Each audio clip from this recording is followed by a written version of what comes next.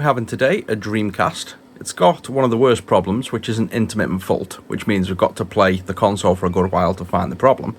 But I think I've finally got the issue to happen, and let's take a look. So the customer mentions he's using a HDMI adapter, which we have, but I've purposely not used at the minute. I've just used a standard composite cable to eliminate that as the cause. And they mention it just cuts off completely, and it doesn't seem to have a pattern to it, and then the game just kind of freezes and the disc spins or stops spinning. Well, you can see here, the disc is definitely spinning. I've actually managed to catch it at a point where the audio is still running, so we can tell the game and the system is still operational, but this has failed to load the next stage. This is then going to point us in the direction of the laser being wrong. So if we open up, you can see the disc was spinning, and if we do that, the console also resets back to the start. So we know the console's still running, and it was just a failed load. From reading the message, we might have presumed the HDMI adapter, which is here, but this works fine. Or we may have presumed maybe a power issue because it mentions a complete loss of signal. Whereas the first time I did it, it did go completely black and make no noise, but the second time we continued to hear the audio. So I'm fairly confident it's going to be just a game load issue. Let's just take a look inside and tune the laser. And you can also see now as well, after that fail, it does seem to just keep looping back to the play screen. We get the Sega logo, and then go straight back to play. So this now isn't even loading Sonic. So let's just power cycle and see if that corrects it. So this is on reboot. Will it load this time? No. So now, even after that crash, it's simply struggling to load at all. So that's a good sign in one way. We've now got a repeatable problem. To get inside, we have 3 Phillips screws here. And then we've got the modem adapter at the side that is usually quite hard to get off if the customer's never had it off before. But with 2 hands we can get that off, and the final screw is here. Now the Dreamcast was quite solidly built, and the power in is mains, so all this could be live voltage. With the power unplugged, I know this circuit specifically, this will discharge the live side, so it's safe to handle. Typically, if you're not sure though, never touch any mains power supply after the power's been removed for a good half hour.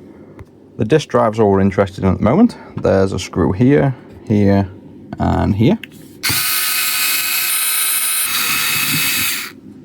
And then this laser just lifts off from the connection here. And if we turn around, we'll see the potentiometer we're after. And you can just see it there. So that's the one we want to tune. For now, because it basically loads fine, I'm just going to give it a slight tune of more power. And with that back in place, the closed lid sensor just taped for now, we can power this up with all the top off and still make sure things work in case we need to get back under there to tune the laser. So let's just see if this now loads successfully. And we get to the play, and let's click and see if it loads. So before, this was looping after the Sega logo.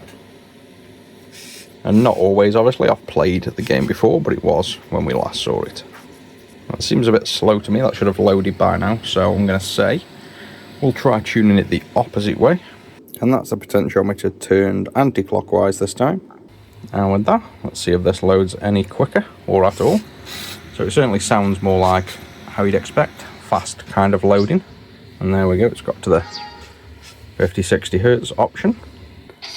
So now I'll just play some Sonic Adventure for a good 15-20 minutes, just make sure this doesn't crash and loads between all the cutscenes.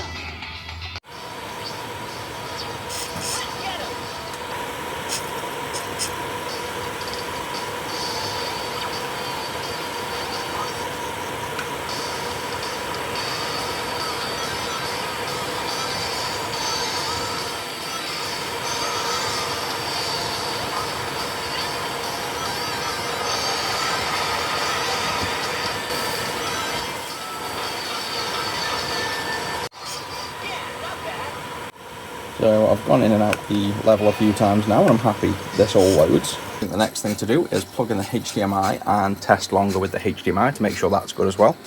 And then I think we've hopefully solved it. And as I swapped over to HDMI, the customer's drive started just looping again at the Sega screen. So we may need a completely new drive. I've just chucked in a good drive for now to see. It could be that that laser's just too far out and failing. or it could be components on the drive, might need a recap. But just to try and find the problem first, I've chucked in a known good drive and the HDMI, and we'll have one last play and see if everything stays stable and works. And this has now been running for over an hour, perfectly fine, going in and out of zones, loading up, and no issues. So it does look like the customer's laser is probably the thing that needs fixing. I'm going to just give the customer our fully working laser anyway. We tend to have a lot of these spare with doing GDMU mods. And what I'll also do is just chuck in a new save battery on here so it doesn't keep asking for the clock every time you turn on. Give this a full clean and general service and then get it back to the customer.